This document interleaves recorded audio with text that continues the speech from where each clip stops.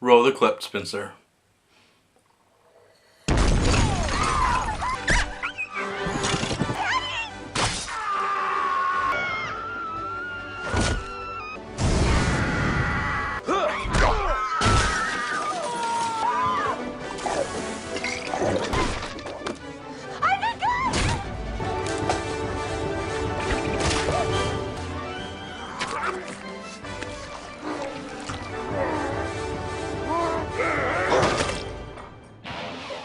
Welcome to the Two-Ton Nerds. As always, my name is Max James, and the scene you just witnessed was from the first 4 minutes of Santa's Sleigh, starring Bill Goldberg as Santa Claus. Now, that opening scene has nothing to do with the rest of the movie at all. All the actors in that scene has some serious credits to their name. Fran Drescher, the nanny. It's called foreplay. James Caan from The Godfather. I don't want to screw the bird, I want to eat it. Chris Kattan from Saturday Night Live. What does Gwenny want from big old Santa? They're all now nothing more than just cannon fodder for Santa Claus to dispose of them in Mortal Kombat-esque Christmas fatalities. Which, by the way, now sits on my same list as Star Wars for best opening sequence. And since we just can't have a movie about Santa Claus killing people, which I would watch, there has to be a story in there somewhere, and that's where this movie truly begins. The movie truly begins on the evening of Christmas Eve in Hell Township with our hero, Nicholas Ulson, working at a deli dealing with some old woman being difficult. Ooh, you're being cute, you little shit. And deep down, I secretly hope, well, alright, I hope the old bitch gets what's coming to her.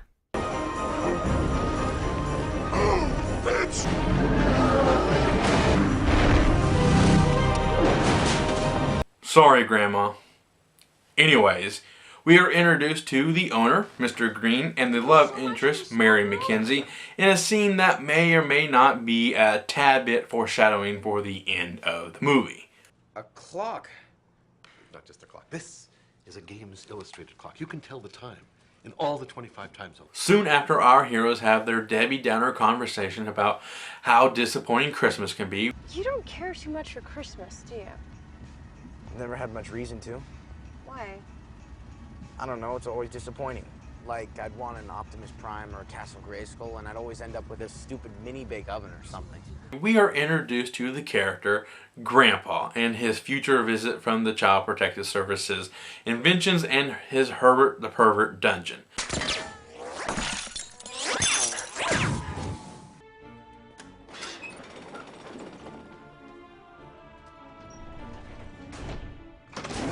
We learn that the dungeon is for survival, and if the opening scene isn't proof enough for you, here is another example, one of many to come, that Santa Claus isn't to be messed with.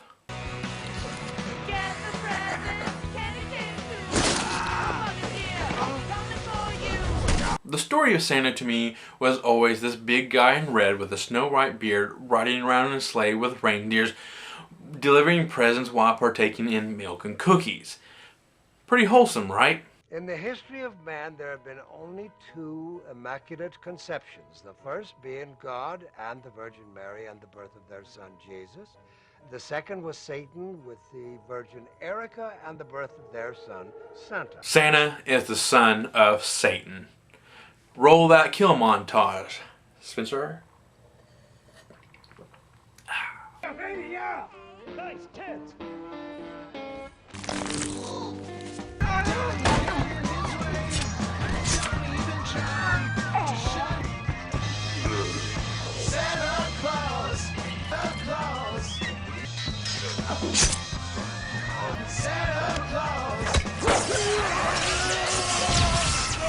While Santa is off killing people at a strip club, we dive back into the origin story of Santa and how he became the more traditional version that we all come to know, when an angel took the form of a man and challenged him to a game of curling in a Rankin Bass-like Christmas special.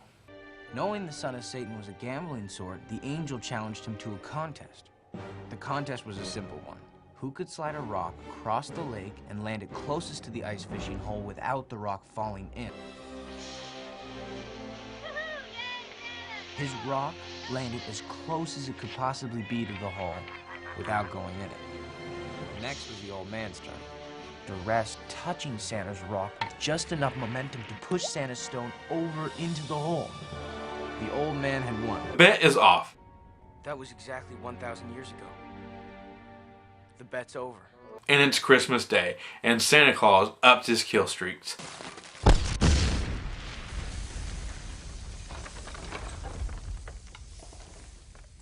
Fuck.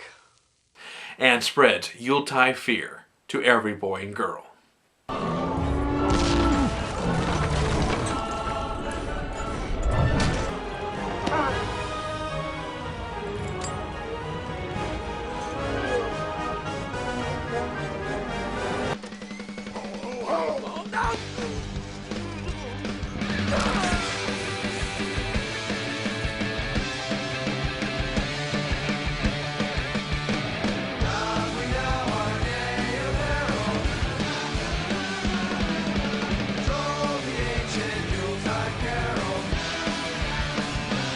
With Santa killing off half the town, our heroes have a quick confrontation with Santa as they race back home to the bunker, only slowing down the man in red just enough to piss him off even more, resulting in a 1,000-year reunion with the angel that challenged him in the first place.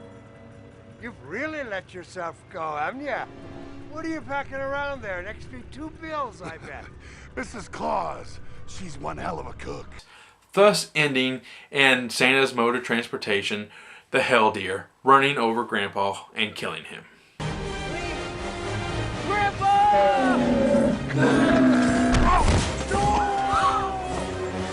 When all hope seems lost, the final showdown takes place on an ice rink, when only certain death seems will be the only outcome of our heroes.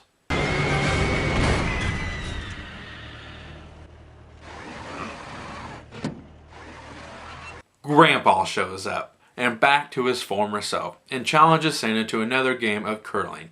But if Santa loses, he goes back to the traditional Santa that we all know once and for all. I'm beginning to feel a little more like my old self again. Wicked. Your grandfather's an angel. Santa has no intention of going back to his do-gooder lifestyle, and he cheats. Shocking, right?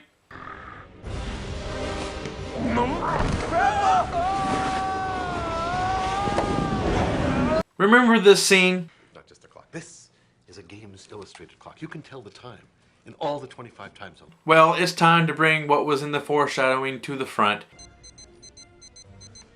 The clock just struck midnight at the pole. Christmas is officially over for you, Santa. Which ended up being a complete waste of time. You know, most people make the same mistake. The correct time at the pole is completely discretionary, because the poles are where all the time zones actually converge.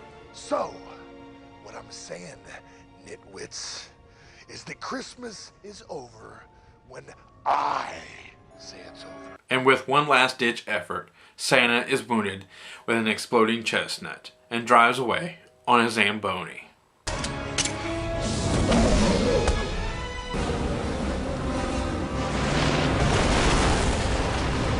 And Grandpa, revealing that he's still alive, gets up, throws the opponent's stone through the hole, thus giving the heroes the win.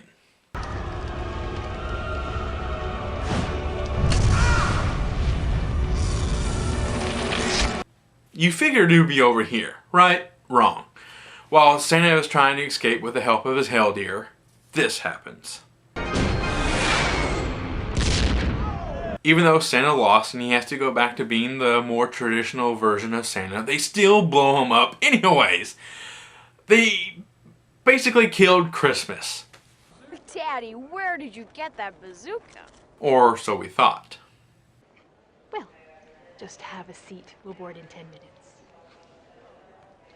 Can I have the next person, please?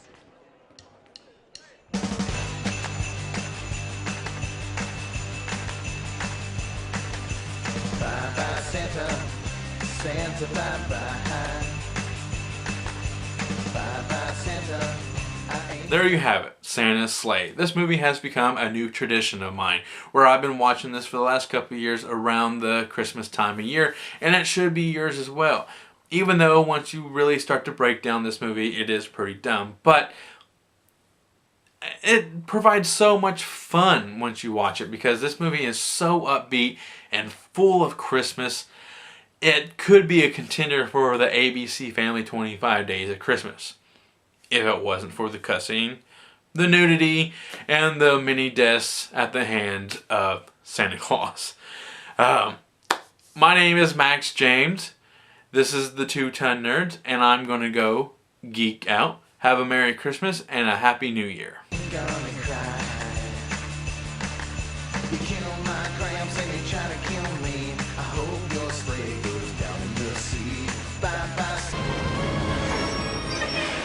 I'm Santa Claus, not fucking Dracula!